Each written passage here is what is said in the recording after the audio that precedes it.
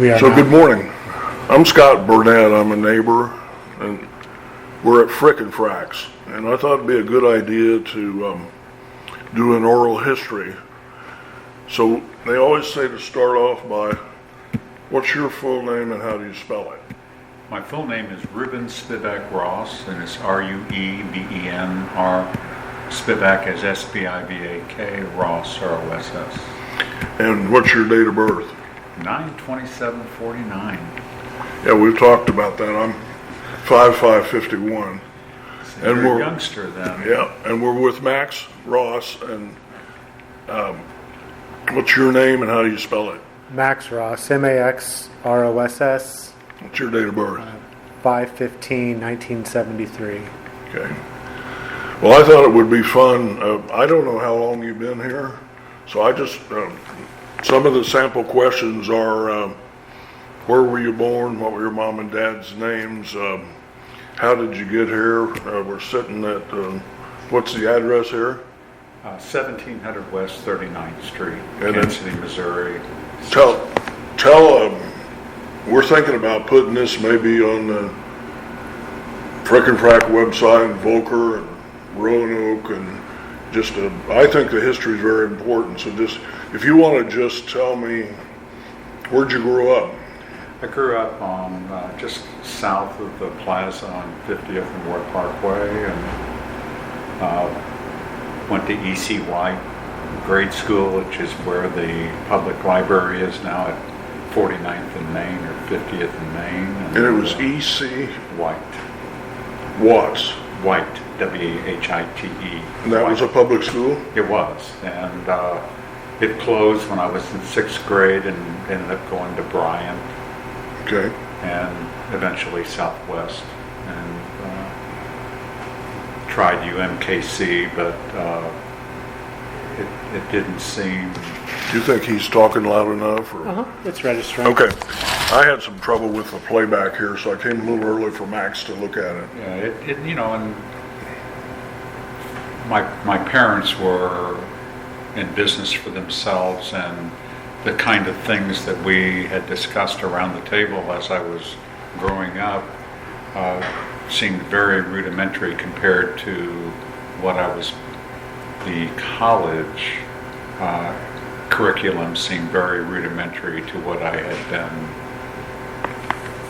heard at the dinner table. So basically I asked my dad if he could be my college, and I just went to work for him. And doing what? He's in the theater business, and basically got started, running concession stands, and eventually running theaters and running groups of theaters, and I was running a group of theaters for him in Miami when he bought the Uptown Theater and turned it into a dinner playhouse. And What year was that? early 70s, 71, 72, and they brought me back from Miami to see if there wasn't something I could do to help the operation there. And So your dad had a bunch of theaters? he did, and maybe 10, 12, they were across the country. And they were in his name, like B&B is in their name, or? No, they were individualized. They were Okay. adult theaters. They franchised from him? No, these were just fully owned and operated by him. Oh, okay. Well, I have a friend, I don't know if I've told you guys this, but named Jim Rice. He's 82 now, but he's a historian, and he's written a history of all the movie theaters in Kansas City. And I'm curious about that one. The Giles, it was just a neighborhood theater like so many more others were. There was a theater at Southwest Traffic where Missy B's is right now. That was a theater. I heard that, yeah. There was a theater right where Quick Trip is on Westport Road. Wow. There were just, the Madrid was a theater on Main that were just speckled with theaters before television, and there were neighborhood theaters, and movies would get a particular run downtown, and then they would move out to the Uptown would be a secondary theater. The Plaza was a secondary theater until it became a primary. I guess there were a bunch on Troost. Oh yeah, the Vista, the Strand. There was another one, the Rock Hill. There was a couple even in between that on Troost. Well, I will forward Max this history. Jim Rice was at City Hall, was the only aide back when to the city council. There was one aide for 9 city council people, and then he went to Dick Berkeley's office, and he's writing a history of the government in Kansas City, which is real interesting. But he's just written this history of the theaters, and I'll get that to you. Well, I know how they were built. They were theaters downtown that were 3,000 seats, 3,500 seats, and then you get the secondary theaters that were 1,500 seats, like the Uptown was, and then you get neighborhood theaters, which were usually between 450 and 550 Do you seats. ever remember the Giles? I do not. I remember the theater on Westport Road, and I remember the Fairway Theater because we used to walk from the house to watch cartoons. They used to have cartoons all day long. On Saturdays, we would walk over there. And So what years, Rudy, are we talking about now where you... those would be in the 50s. Did you work with your dad? Yeah, I worked for my dad till I was like 22, 23 years old, and I learned the liquor business from running the Uptown for about 6 or 7 months, and I realized that it was just like running a concession stand. It just had different product to sell, but I also realized that there was quite a bit of money in it, and so I did, when the theater closed, my dad wanted me to move to Chicago and run the operation there, but we had 5 theaters in Chicago at that time, and I had 2 older brothers working there, and really they would have had to work for me, and it wasn't going to work out, I didn't think. So I went looking to open a bar, which, just 22 years old, didn't really know anything, didn't have any money, and I didn't ask my family for any money because I had a lot of friends that had done great things, but it was because their parents financed it. I didn't really want anybody to be able to say that about me. So you, what year was that? 74. And in 73 you'd had a kid that you named Max? Yeah, so we just moved from Miami back. Max was actually born in Miami, and we moved back here. It's very chaotic, and the theater not doing well. It made it even more so. And You were married? yes. In what year? Jeez. Judy and I have been together 58 years. Wow. So I remember the anniversary date, April 11th. I really don't know what year. Probably 67 or 68, something like that. And you moved back here to work for your dad? Right, and I was working for my dad in Miami. And then in 74 you went into the bar business? Yes, I did. And where was that? It was at 9th and Oak. It was just a neighborhood bar that there was a lot of people that had been drinking their whole lives and were veterans of World War I. And that's near where the ship was? The ship was a block from me. They were on 10th. We were on the corner of 9th and Oak, and they were on 10th Street between Oak and McGee. And that 9th and Oak is about where the federal courthouse is? It's basically a parking lot that looks at the courthouse, yes.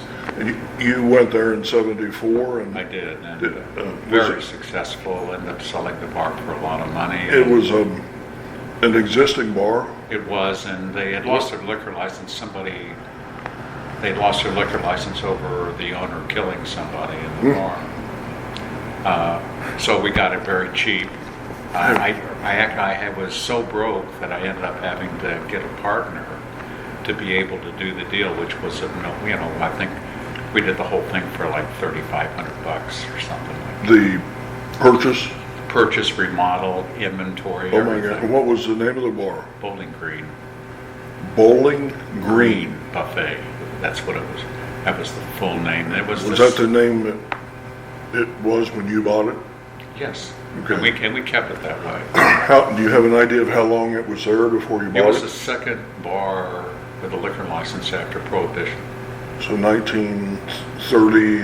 I think it's much older than 1933 because there were bars before there was Prohibition. Yeah, so Prohibition started in 1919, and so even before that, Bowling Green was at Was a tavern. was at 9th and Oak. Yes. Wow. It was in the Royal Hotel. It was in a hotel. Yes. Oh, okay. And your grandfather had the first liquor did. license The after Crystal Bar. Prohibition. Yeah. Crystal Bar in the stockyards. Wow. I have been reading a whole lot about the stockyards lately. We own the Stockyards Hotel, that whole block across the street from the Have you- Stock Exchange. Have you seen Ed Matheny's book called Cowtown and Other Cattle Stories?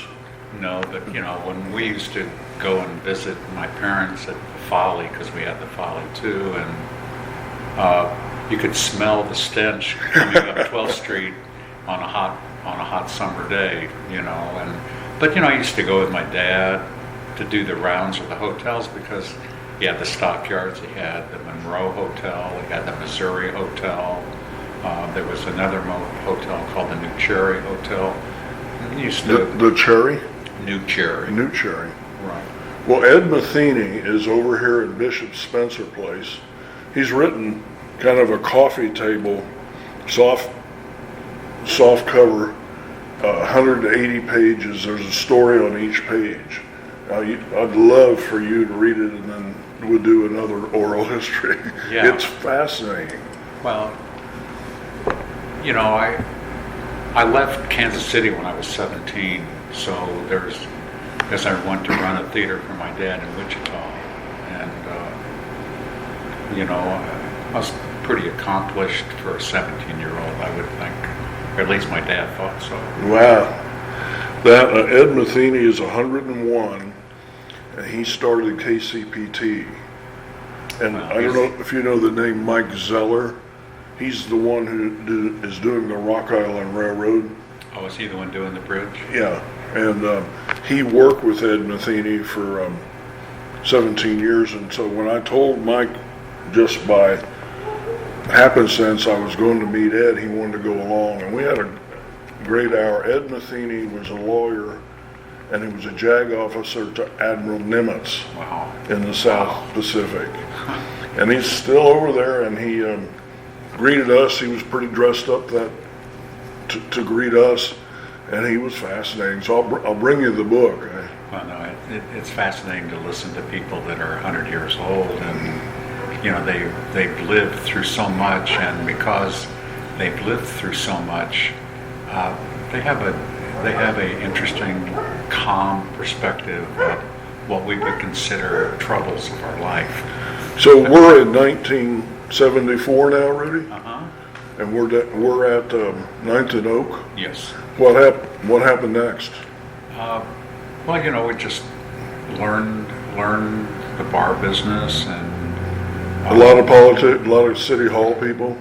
not this place. Not bond No. lawyers like that went to the ship. No, not at all. This was a much lower class folk than that. I mean, we had a packaged liquor license, and we would sell 15, 20 cases of fortified wine a week. And what was the hotel name? Royal, and was it? It was kind Inexpensive? of catty, very. It was catty corner to the Fredericks. There was a Rainbow Room across the street, and the Golden Rule down the street, and the Normandy Lounge, of which the back bar at Fric and Frac came out of the Normandy Lounge. They went out of business. Night after Night was across the street. I mean, it was just a working class drinking neighborhood. And a lot of, around Ninth and Oak, was that all blue collar? It was blue collar. Ashcraft Plenty was across the street. A lot of them work in the West Bottoms? And it wouldn't be the West Bottoms. No, there wasn't much industry in the West Bottoms at that time. The cattle business, livestock business was way wound down. After the flood in '51, the stockyards was never the same again.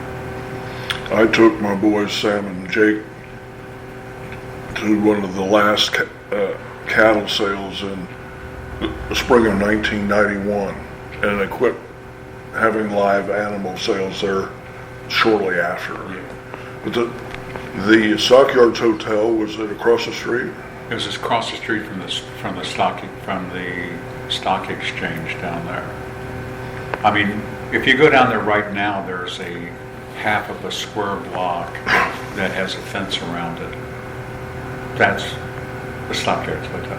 Okay. And it had a saddle shop in it, had a restaurant in it, had a bar in it, and a couple other retail. That saddle shop is really renowned in Ed Matheny's book. Yeah. They sold saddles and bridles nationwide. Right. They were one of my grandfather's tenants. And they're still on the wall down there where Voltaire is. Yeah. Still has their logo up there. Right. The West End Hotel, which Voltaire is in, was a much smaller hotel than the Stockyards was. The West End? Yeah, it's called the West End Hotel. Yeah. And where was that? That's where the Voltaire is in. Oh, okay. Did you ever know Senator Tim Kaine's father? I'm told he had a union metalworking shop where next to Voltaire. No, when I may have when I was moving around with my dad, I was 10, 13, 14 years old. So, I was more interested in playing with the elevators than I was talking to people. Yeah. But our family, and you know how it is. It's like you're kind of to be seen and not heard. So, well, I'm going to be very interested in talking to you after you look at this book. I'm sure it'll bring back a lot of memories. Yeah. But there again, too, I left home on the day I was 16 because I didn't get along with my mother. So that broke me away from the family a little bit more. And then, my dad, through one of my older brothers, asked me if I wanted a job. And, I was working at a hardware company, just moving steel doors around, which was fairly hard work. But so I said sure. So I worked for my dad for about a year before, and then a manager needed 2 weeks off for a vacation in Wichita, and they thought, well, Rudy can hold that down for a couple of weeks, and I ended up running that place. And then you came here and ran the Strand and the Lakeside Drive-In for my dad. And then when did you go to Ninth and Oak? I had a stint in Indianapolis before that, and then a stint in Miami before that, and then I came back here. And my father knew that I didn't mind traveling, and he also knew I was pretty good at taking confusion and straightening it out a little bit. So go back to Ninth and Oak and take me from there. Well, one of the guys that worked with me for my dad, and we went to high school together, was my partner. So we just... And this was 74? Yeah, and we operated that for 3 years and did great. We were doing great. And then my wife wanted, and a friend of hers wanted to get into business. And basically, I was kind of like looking around town and found Fric and Frac, actually, and there was for lease, and they were trying to sell it. And was it called Fric and Frac? No, it's called Christopher Robbins. Christopher Robbins? Yeah, And it was, it'd only been here about 6 months and This was 1977, 76. Okay. early part of 76, and, couldn't really we couldn't make a deal. And I ended up making a deal with the landlord, and, made the deal, started working here, building it for my wife and her friend. They wanted to be a part of the, No, it was built for them because we had kind of made, Judy's my wife, had made kind of a decision that we would just leapfrog our way to Johnson County. They would involve this place, Fric and Frac, doing well. I would sell the Bowling Green and take the next place, and then it just would. I don't know if we said that this is February the 6th night, 2025. I don't think we did, but I don't think we did. We needed to maybe have Max put that at the front or something. So you never made it to Johnson County. Are you still headed there? No. What happened was, the bar business is hard gig. Oh my goodness, seems like so much work. You have to not mind working, and her partner, with all the legal stuff and all the detailing it takes to build a place, just decided she didn't want to do it. But I had all the money that I had in the world, which 50 years ago it was 40 grand, which it's $250,000 or so today. Yeah. So basically, I bought her out to save my investment and began kind of helping Judy, and then Judy couldn't take it after about 6 more months of being open because it is a lot of work. Well, what ended up happening is that, I ended up having to take it all on my shoulders. And so I had a very good employee at the Bowling Green. He knew how much money it was making. I made him a great deal that he could pay me over 3 or 4 years, and he did. But it also gave me the money to live on until Fric and Frac started making money. I mean, it just all worked out. And So you opened sometime in... We opened in February of 77. It took about 6 months to remodel this. So this is February, sometime in February of 77? Yes. Wow. So this is 48 years? Yeah, we signed the lease, in July the 1st, 76. So at the end, in July of this year, which would be 2025, it'll be 49 years that we've been on the lease. Wow. Starting the 50th year. So when do you remember Fric and Frac, Max? I mean, I remember it when I was about 3 years old, I remember putting in the bar stools. I remember them putting in the bar stools. I remember parties at our house where they cut all the shingles, because there used to be this like kind of outside inside look in here with awnings and house shingles on the wall and stuff. I remember those parties. I remember them cutting out all the comics and the Playboy magazines to wallpaper the bathrooms with. I definitely have like pretty vivid memories, if not continuous memories of, being here. And those are really probably some of my earliest memories. Well, everyone's going to want to know there's a hamburger called the Little Max. Yeah, Yep. That's Max. Yeah, well, how did that come about? Well, we were trying to be humorous in the menu, giving things names, but we didn't start off with a grill. We started off as a deli, Chicago-style hot dog joint. I mean, the hot dogs in Chicago are so good, and there's, they do so well selling them. But I thought for sure, I'll just bring this to Kansas City and start a trend. Well, Kansas City never has been a hot dog town. It's a hamburger town, and we soon learned that hot dogs weren't going to work out. But getting back to the names, it was, we originally, because we didn't have a grill, we used to make hamburgers like New Way did, and the loose meat burgers, and it was called a fractured Fric. So that's kind of how we name things, but.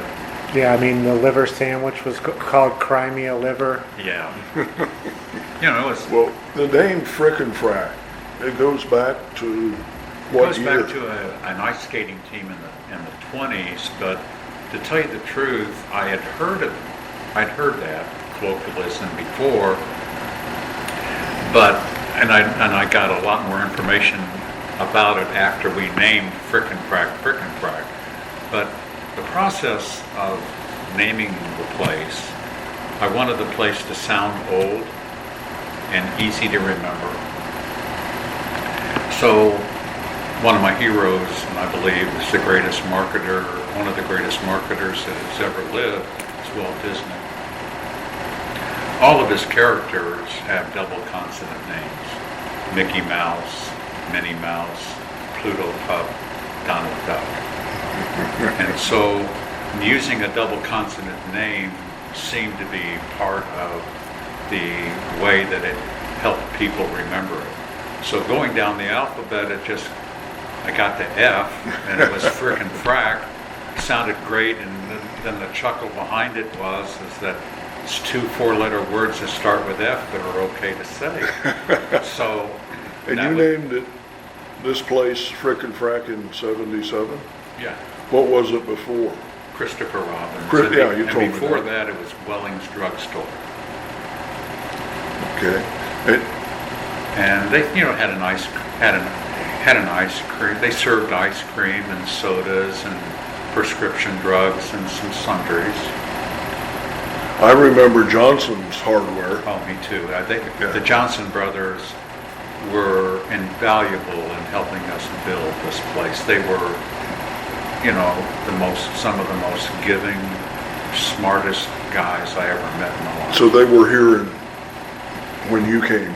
Right, and we were trying to pull something together. We'd go up there and they'd tell you how to do it, and they'd take a part up there. Can you get me one of these? And they'd have one somewhere in the store because they had all those drawers behind the counter were crazy. I know it, and they knew where everything was. I went there a fair amount. We moved in on Valentine Road in December of 1990, and I would go there, and there was kind of a snarly guy in the back that would re-screen your windows. Yeah. And it was a great place. So yeah, it was. I mean, before we upgraded our electrical, I'd constantly be running up there to get like fuses, old school fuse. Yeah. They had all that stuff that an old building needed. And it's not like going to Home Depot because everything they have is replaceable. Everything the Johnson brothers served was repairable. That's the difference. That was the interesting. Real. Well, this is an interesting mural. I a Safeway. Who did this mural? A friend of mine that goes by Lucid. He's a graffiti artist around town, but he also does architectural drawings for HOK and other architectural firms as well. So this is a compilation of Jackson County tax photos. The 1940 photos? Yeah. Yeah. And basically this was 2 or 3 photos that he pulled together to make one image. Wow. It's totally neat. Yeah, and you look out the window at today and you look over here at the past. And where we are in the history of it all is we opened in the middle between this and today, which is pretty interesting. Yeah. Yeah. And the only thing new in the whole thing is that red door. Well, from 1977 to 2025, anything, big events, anything happen that sticks out more than anything else for 48 years? Steve Cole opened a restaurant on the street. Yeah. And he's really the first one that kind of sensed that 39th Street was ready to grow up. What was the name of that? Cafe Allegro. Yeah. Yeah. That was a great place. Was that pre-Roosters or post-Roosters? Roosters was only about a year and a half after that. I don't remember Roosters, but I went Roosters to... was a Stroud clone that I opened where the Indian restaurant is next to Fric and Frac. Okay. And, Yeah, went to Cafe Allegro quite a bit. Went there one day with William Least Heat Moon, who wrote Blue Highways. He's from Columbia, and we had a real interesting supper over there with him. it was Steve Cole basically, but then Roosters was a very good restaurant. We got 3.5 stars from the Kansas City Star in our initial review, and it was pretty successful. The partnership that I had there wasn't all that great, and I was running Fric and Frac at the same time and having some troubles in my personal life, and something had to go, and so I closed that restaurant, and but Max worked for the person that I re-rented that space to, Lou Jane Temple. Why don't you talk about that a little bit? Yeah, Lou Jane Temple, she was a kind of a style icon here in Kansas City. Kansas City Julia Child. Yeah, and she was a great chef. She had a really popular restaurant in that space called Lulu. Cafe Lulu's. Cafe what? Cafe Lulu. And it was a And real... that's just a couple doors on this side of the street, Yeah, west of here? yeah. Okay. And it was a real avant-garde, hip type of place. They had it was an interesting mix of kind of higher-end fusion food. It was probably one of the first restaurants here in town to do that kind of food, and they had a spoken word night every Monday that different artsy people would perform at. I remember working there with people that have become KC icons in their own, Mark Manning, Ron McGee, stuff like that. So I kind of grew up around, that kind of artsy scene. Nice. And, Well, we're at about 30 minutes. They say the average time is 30, 40 minutes. I've noticed coming by here that do you film or teach a religious class? I have I participate in a blog that there's an episode every single day that's up. It's on YouTube. Bob Spradling is how you get there. You just go to YouTube and Bob Spradling. Bob Spradling? Spradling. Spradling.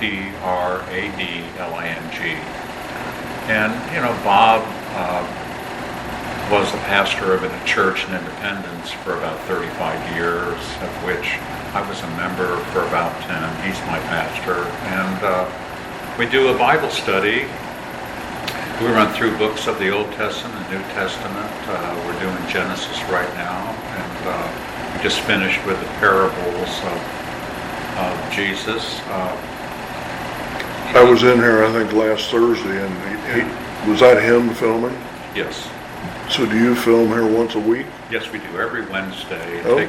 takes about 2 hours to put together the 7 videos a week.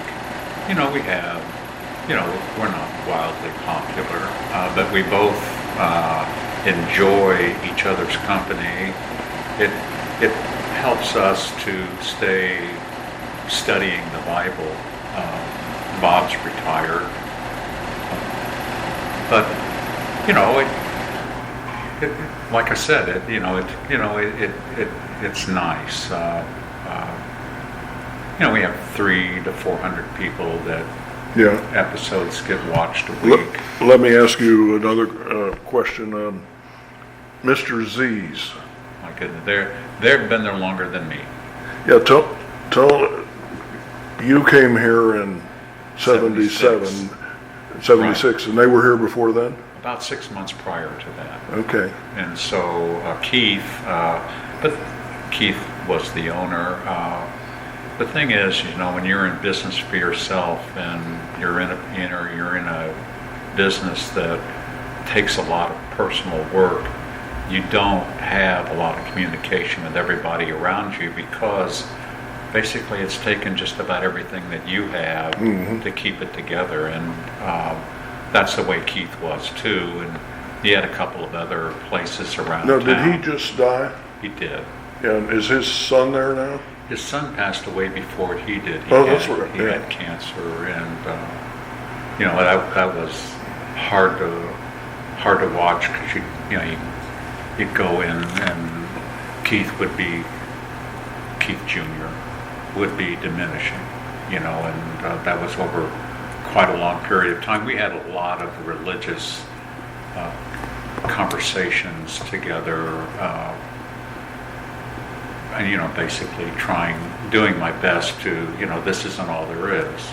And, you know, but he knew that I had been raised Jewish and that through studying after I was 40, I came to understand that Jesus was the Messiah that all Jews have been looking for.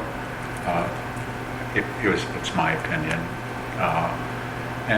You know, that basically kind of changed my life for the better.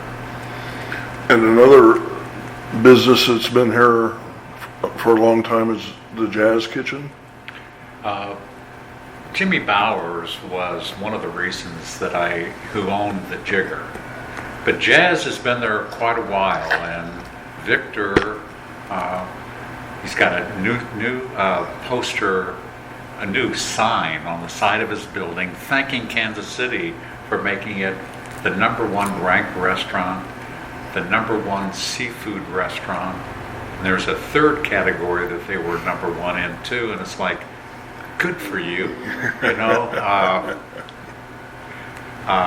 But they have been there. But the Jimmy's Jigger, you know, when I came here, I said, like, I'm going to put that guy out of business, you know, and or at least take some of his business. And well, and I know that Gahuli's just closed. Were they there a long time?